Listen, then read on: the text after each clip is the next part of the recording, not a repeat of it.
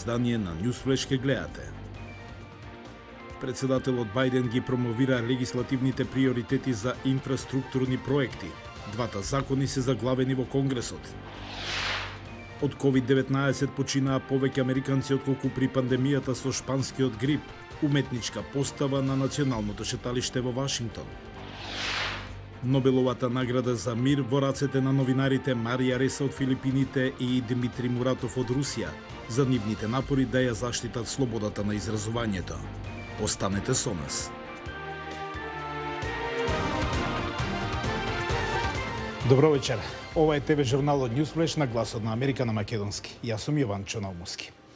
Норвешкиот Нобелов комитет денес ја додели Нобеловата награда за мир на новинарите Марија Реса од Филипините и Димитри Муратов од Русија за нивните напори да ја заштитат слободата на изразување, што е предуслов за демократија и траен мир.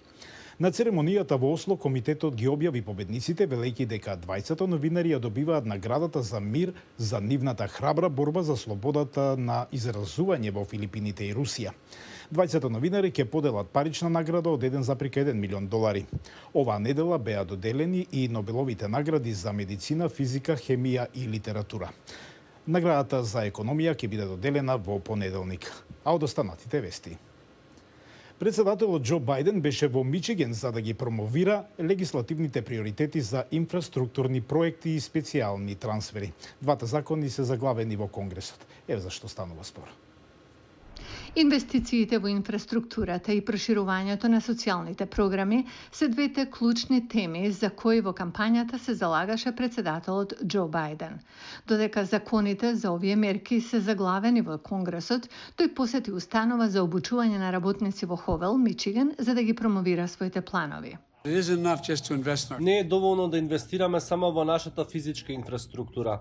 Ако сакаме да го водиме светот како што тоа го правевме порано, ако сакаме да го направиме тоа, мора да инвестираме и во нашите луѓе, како што вие правите овде во оваа установа за обуки.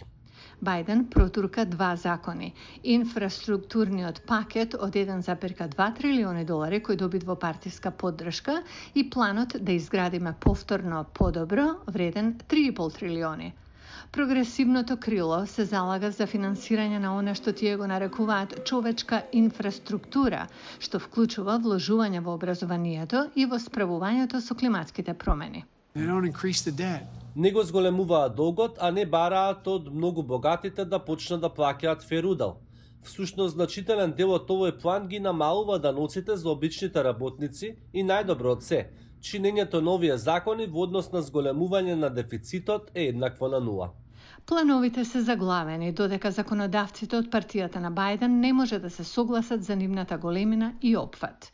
Демократските центристички сенатори Џо Манчин од Западна Вирџинија и Кирстен Синема од Аризона сметаат дека пакетот од 3,5 трилиони долари е премногу скап и сакаат да биде намален.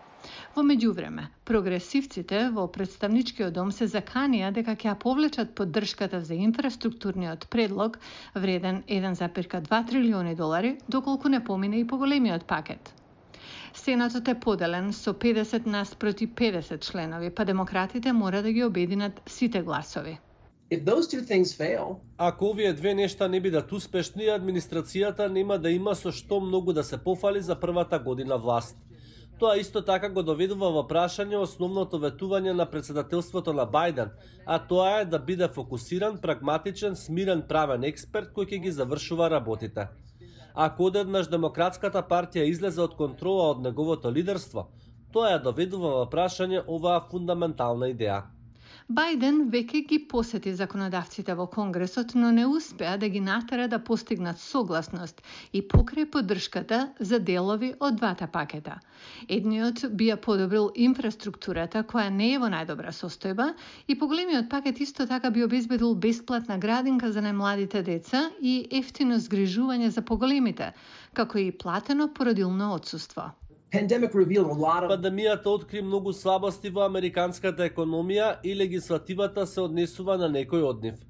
Исто така во двата пакета има значителен фокус на климатските промени, кои што очигледно се значајни за глобалната заедница.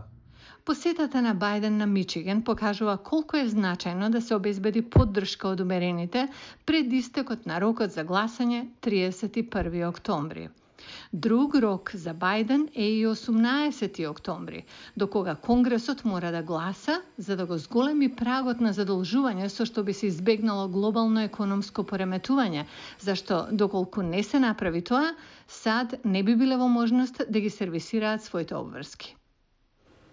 Од COVID-19 починаа повеќе американци отколку при пандемијата со шпанскиот грип.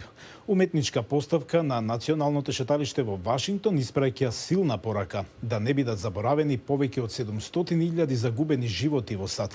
Прилогот е на Еми Хајбелс. Истражувачкиот центар при Универзитетот Џонс Хопкинс ги следи смртните случаи од коронавирус низ светот. Стапката во САД продолжува да расте.